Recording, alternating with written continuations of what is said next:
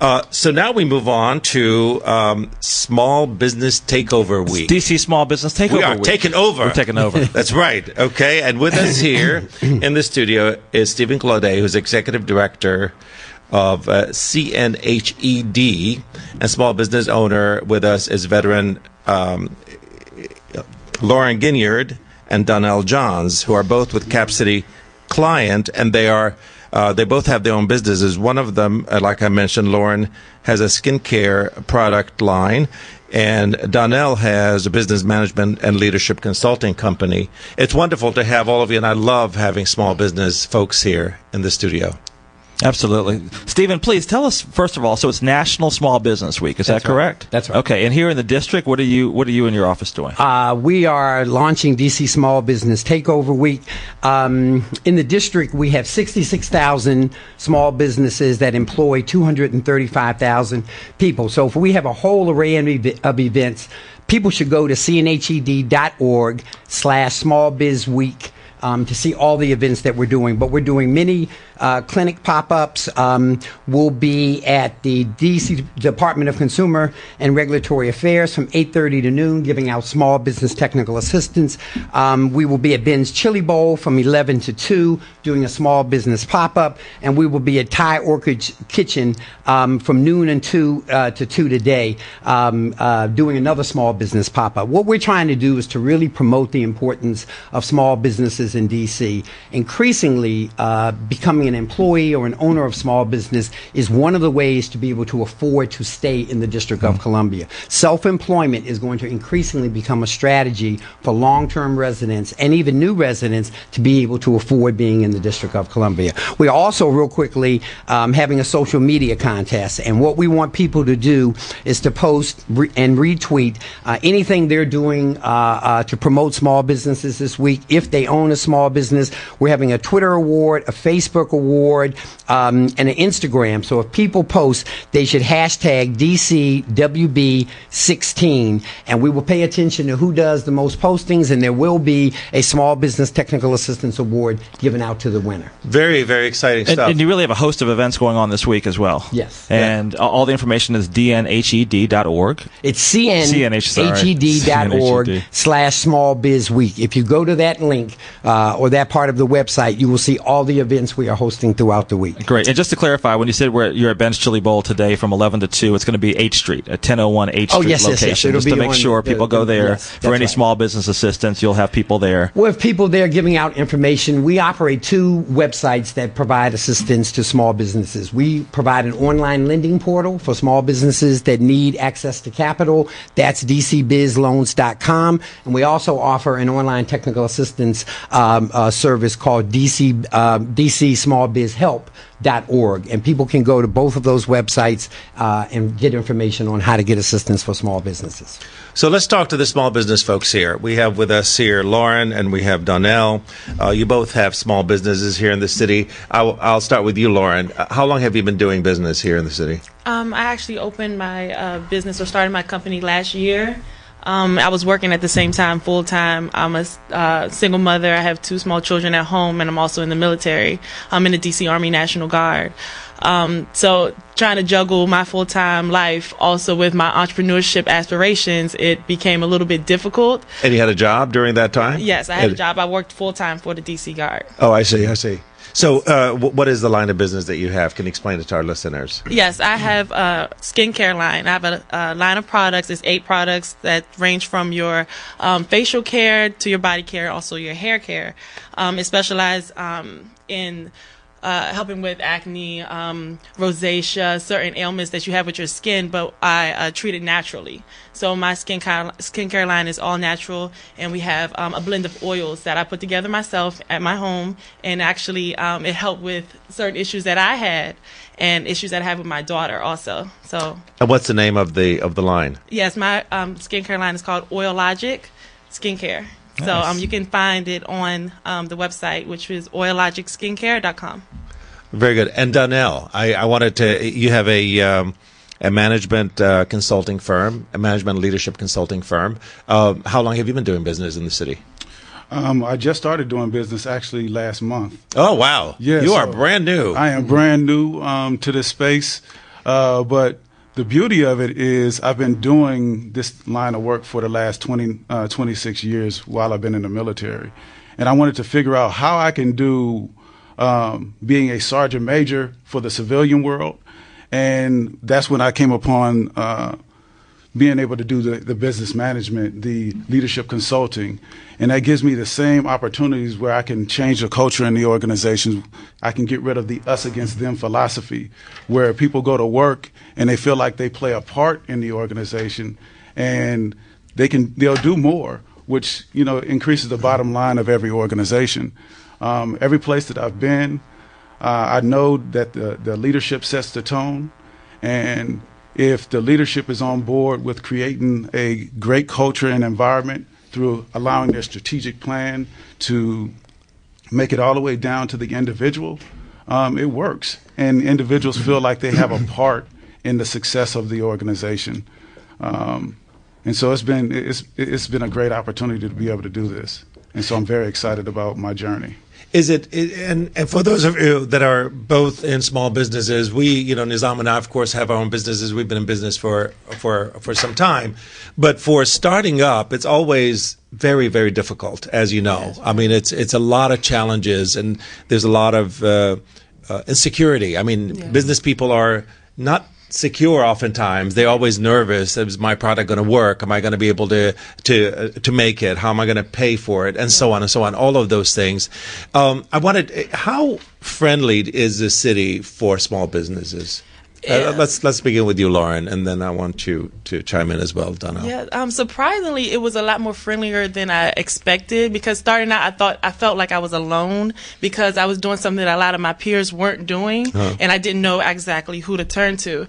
But once I began my journey, I started to reach out, and I found resources, and miraculously, like a lot of resources, they came to me, and a lot of people were willing to help, but I actually had to take a few steps into that direction, and opportunities became available to me, and I wasn't sure about that. I didn't really know that the SBA was here in the city. I didn't know that that's Small Business Administration. Yes, and I wasn't aware of these different resources that we had available in the city. So how did you use the SBA?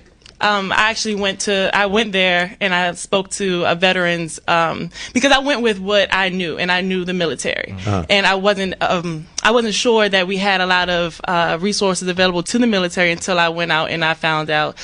So I went and spoke to a representative for the veterans through Capital City, which is a fast track program that we went to. Is that specifically for veterans? It's specifically for veterans. It's an entrepreneurship course, and through them I was opened up to different resources, and I met a representative from the SBA. Was there much investment on your part financially to put forward, or did you get loans? How did it go about? Yes, so I saved a lot of money that I had acquired through the military, and I funded myself. And then once the funds started depleting, I was like, okay, where can I find more money? And I knew that there were opportunities, or there were resources out there, but I just had to kind of look for it myself. And then through the course, I found out that there were funds available, and that's kind of where it began there. But it started with me. And Donnell, you, obviously your business is a little bit different because you don't have a actual product that you're making. Mm-hmm. So maybe the investment was not as heavy as, let's say, Lauren's investment. How did you go about? What made you decide you want to go into this, and how did you go about doing it? Did you also go to the SBA? Yes. Well, I didn't go to the SBA. The first thing that I had to figure out is, how do I turn this into a business? And that's where Capital City CDC came into place. It was just by happenstance that I learned about them. They came to the Armory and told us about the class that they offered. And so they assisted me in putting my business plan together. They assisted me in different resources that were out there. They had the knowledge that I didn't have about businesses and putting my own business together. And they had connections throughout the city that opened doors for me. I'm working with the mayor's office right now, and they're helping us out big time because they're interested in helping out veterans start their own businesses. It's been a great journey, and to have someone that is going to be ask me the hard questions, that I didn't even know to ask myself. I mean, it's been amazing just to have a team. There's a lot of surprises when Yeah. you're doing business. Absolutely. Andy, I wanted What's to, the role that the coalition plays in this, Well, Stephen? I wanted to add in, I think that the city is very aware that the process of getting permits and getting approvals to launch a business is cumbersome, if not obstacle-ridden. And I think that they're attacking that. I mean, we're working with DCRA, the Department of Consumer and Regulatory Affairs, and next month they will be launching their business permitting portal. What this will do is streamline the process so that a person wanting to get a permit to do business in the district will know everything up front that they need. What has often happens is people start down that road, they start down that journey, they think they know everything that they need, then they find they need this and they need that and they need 3 more things. And I think that this portal is going to streamline the process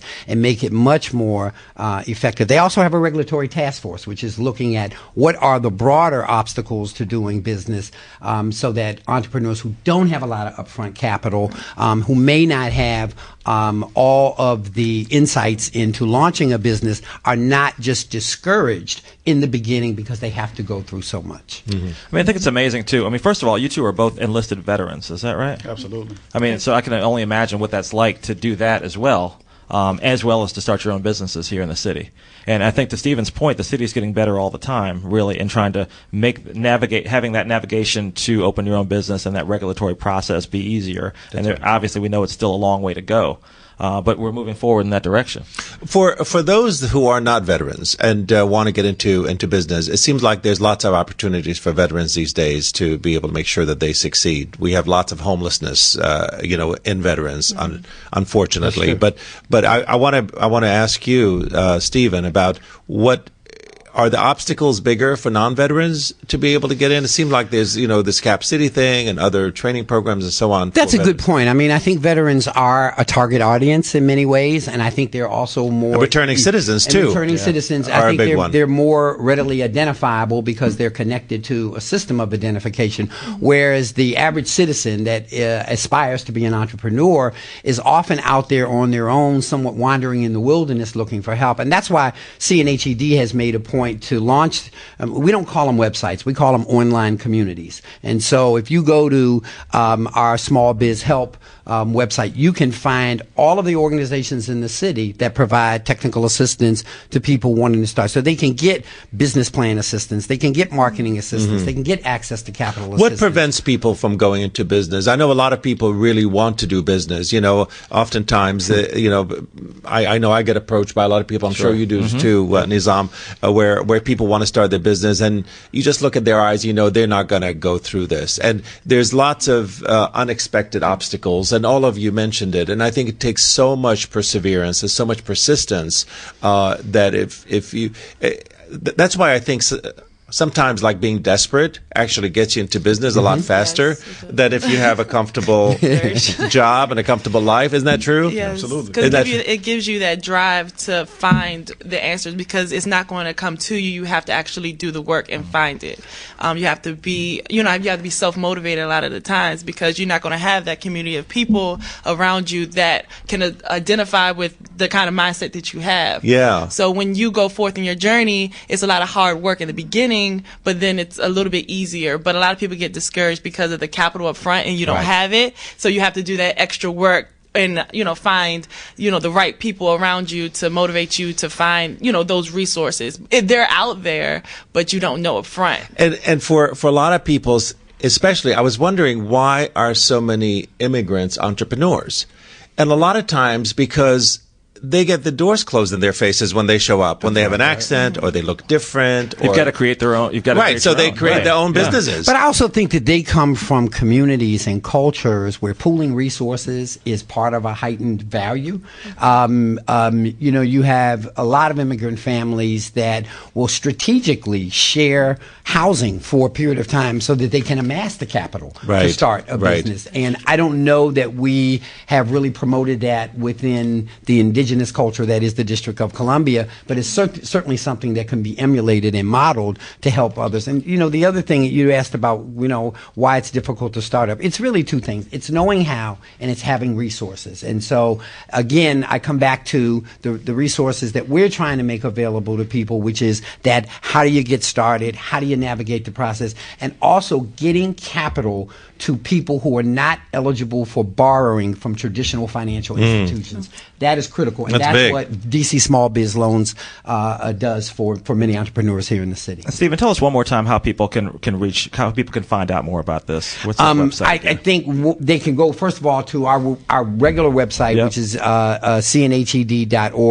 And for this week, they can go to cnhed.org/smallbiz, and that's BIZ week. If they go there, they'll see everything that we're doing throughout the city, and they can connect to our ongoing resources as well. And that's the voice of Stephen Glade, the executive director of CNHED. And we're so happy you're in this position. I mean, we could have you as a guest on the show just talking about all that you've done in your past. You have a very rich and vibrant history. Well, thank you. And we thank you for being here. And you're filling big shoes, and Bob Pullman, and we would like to say goodbye to him as well. Bob Pullman is a guy that you don't succeed, you replace. Wow. Gotcha. That sounds really final. I wanted to ask the two small business owners here to tell us specifically about how people can reach you, and a little bit about your website or something like that for people to find out more about your product and what you offer. Okay. Donnell. My business is called Avision Worldwide, and the reason why we named it Avision is because everything starts with a vision, and it's like thoughts become things.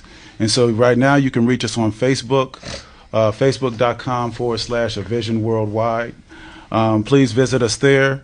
If you're a business that you want to change the culture, the us against them philosophy, we're here to help you. We can make it happen for you through helping you with your strategic plan. If you have some leaders that are great performers and you're putting them in leadership positions, from supervisor to super leader, we can help them in that training and development. But I'm definitely happy to be able to do this for the civilian sector, provide my 26 years of experience in order to make that happen for the civilian. You look really young to have 26 years of experience. I have to say, or we look really old. That's my eyes are going down. We've been doing something wrong. How about you, Lauren? One more time about how people can reach you. Please visit my website. It's Oilogic Skincare. That's OILOGIC skincare.com, and Instagram, Oilogic Skincare. Great. Thank you all for being with us. There's one more event that we want to put out there.